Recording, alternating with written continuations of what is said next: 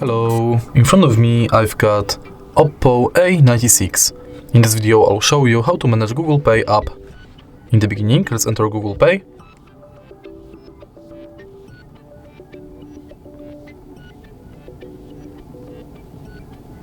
Tap Get Started. And from the homepage of Google Pay, you can add payment method and different types of cards. From the menu, you can manage all of your payment methods, check full list of participating banks,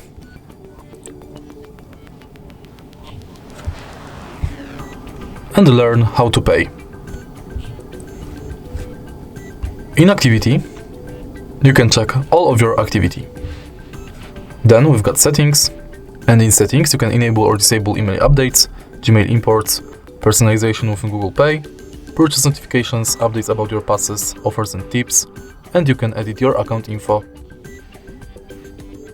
Then we've got Contactless Setup, where you can set payment method, check if NFC is on, if Google Pay is set as your default, if you've got a lock screen set, and if your phone meets security requirements. Next we've got Help and Support, Send Feedback, and in the end access to our Google account. And that's it. If you find this video helpful, please leave a like, comment and subscribe.